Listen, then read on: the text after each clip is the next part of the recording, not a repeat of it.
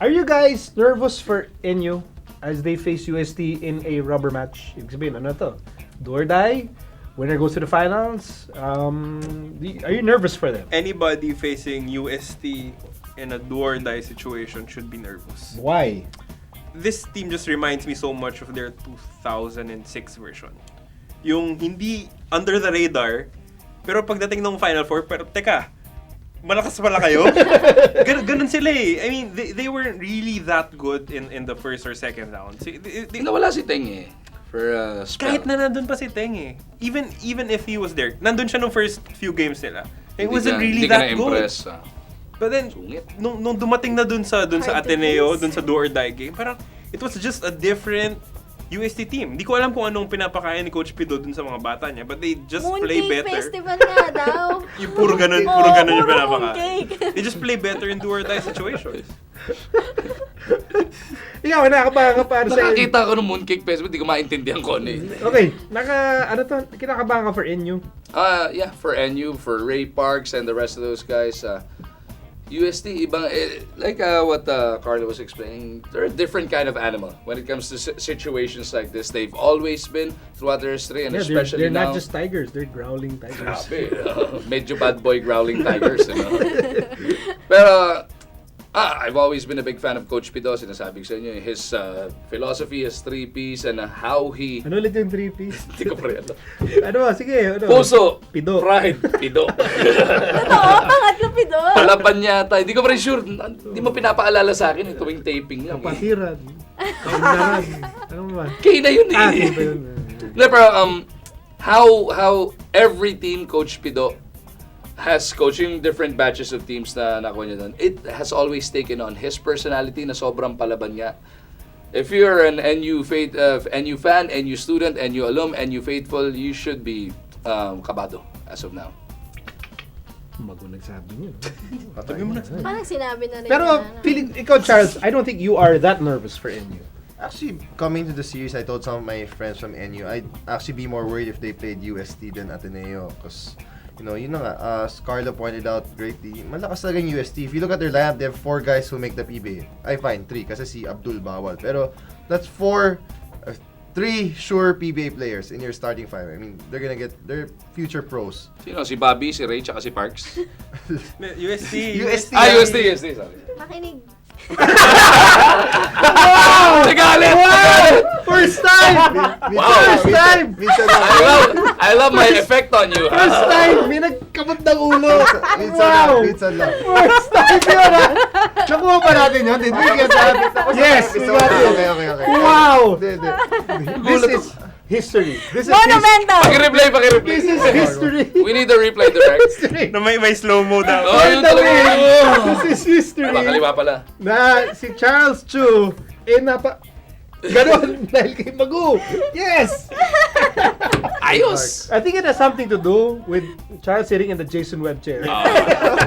Rubbing off. Kesa na nag-roll eyes lang, mga roll eyes to it. Ako ni Jason eh. Do it for him. Kyle, can you reenact? Slow-mo? Slow mo. Meron ba? Solid yun. Okay, so can you name... I can't focus No, after just forget that. what Magu said, okay? Can you name yung three UST players na papasok ng PBA? Hindi ngayon pero Yeah, I know, eventually. Si Mariano pati si Jeric. Right. Ngayon healthy, Jeric played well. When any beat them twice, Yung takiwag feeling ko, Pwede, no? bata pa naman eh. Pero si Jeric na-injure yung first Hindi game naman pala sa Mark NU. pangalan nun. Diba? Eduardo Ed. pala. Oo nga. Naniwala ako sa kanya. Paano Mark the Spark Dakiwag. Naniwala ako sa kanya. Naniwala ako, Mark eh. Paano kayo sisingin yung The Spark? Ano sabihin Eduardo Eduardo The The Spark. Spark kagiwag? Hindi din na nakakatawa yun. Akala ko mali yung graphics eh. Akala ko ba Mark pangalan nito? Ano ba? Kailangan naman Eduardo The Spark kagiwag. Kailangan Mark The Spark kagiwag. Diba? Ano ka ba? Naniwala Sana naman. sa next game mo, tawagin mo Edward Kagiwa. Naniwala kasi ko sa'yo. Yung Wala ba naalala. Ikaw kasi. Okay, saan pa tayo? Okay, go. 2 times UST played NU. Wala si Jeric. Yung first game dun siya na-injure. The second game, I think he wasn't there. NU beat them easily. I mean, obviously NU's the best team in the league. They're number 1, at least sa standings-wise, diba? And quotient-wise. they still have the best player in college and Embe, who's a pretty good import. I think they have a good chance naman against UST. Pero, they should be worried rin. Hindi parang, obviously it's not gonna be a cakewalk. Pero gut feel mo, NU will regroup and, will show their, true Bulldogs. I think they even had it in some stretches in that last game. Malas lang. That one dunk of Embe, Tapos that fast break, changed tumira everything. ng 3 points. Na napakalayo, Oh, ikijeric thing. So that play changed everything. So, could have been very different. Naisip ko lang di ba dami nagreklamo na dirty player sa ganito, dirty player sa ganyan. Alam mo, to settle all of this, para wala nang magreklamo, okay? Kevin Ferrer, tsaka si Havillonar. Sila dapat ang magbantayan, Yun nga, para wala nang gulo. Tahimik nga si Havillonar. Diba? Pwedeng pipisilin ni Kevin Ferrer yung kamay ni Havillonar. Si Havillonar matutulak si Ferrer. O di quit sa tayo, di ba? O ayos na. Ikaw, Miyaka, are you nervous for the Bulldogs? Although they're the top seed. Yeah, I'm gonna be nervous for Why? them. Why you Kasi nervous? grabe Top yung seed. nakita kong defense ng UST. It's so hard to move kung ganun sila ka-growling Tigers na medyo bad boy. Sobrang hirap na hirap. Hirap na hirap sila gumalaw, lalo na si Ray. So I don't know kung makahanap sila ng way, but ako kinakabahan ako for them. Mukhang yung momentum talagang hawak ni Coach Pido sa mga mooncake eh. Pero di okay. Pero di ba, Charles, yun nga parang this NUT, they finished number 1. They have Embe, they have Parks, they have a lot of outside shooters, they have a big point guard in Alolino, a veteran coaching staff. Do you buy into the argument? Uy, naku, pressure ni NU. Do you subscribe to any of that? Siguro naman that's like their first playoff or their first really big game for a while. I mean, I know these teams played together for a few years na rin.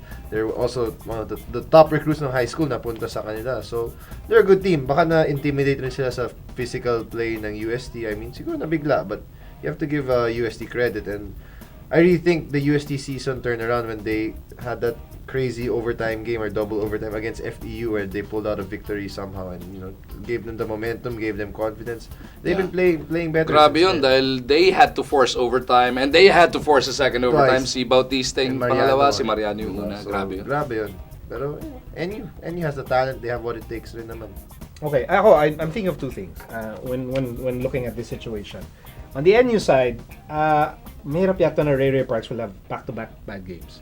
Parang I find that hard to imagine Ray Parks papayag siya na presumably in his last UAAP year, hindi siya papasok ng finals and that matatanggal sila Final Four na twice to beat sila. Yeah. I think that young man has too much pride to let that happen. I think he's gonna do everything in his power to lead this team, and I think he has led this team very well by being very unselfish with the ball and trusting his teammates. On the other hand, I do have this parang feeling na parang team of destiny ang UST. I don't know why. 2006. Parang ganoon din nga parang ganoon talaga. May dating sila na parang, oh my gosh, this team looks like what? Papasok ng finals yan. Tapos, Lasal kalaban, di maulit yung 06. Bakit ba? Gusto mo lang masasaktan din kami, hindi kayo lang. Alam nyo kayo, even look, let me say this about LaSalle. Even if you guys don't win it this year, you have a good chance of winning it in the next 2 years. Yep. We know.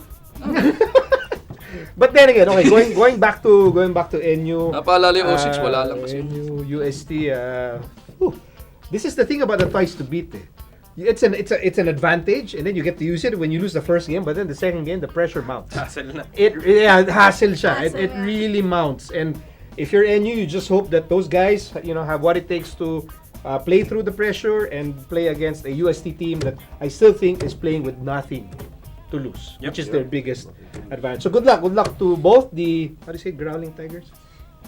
Yeah, Growling Tigers and the Bulldogs. Bulldog. Dalawa lang. Saan Bulldog ba?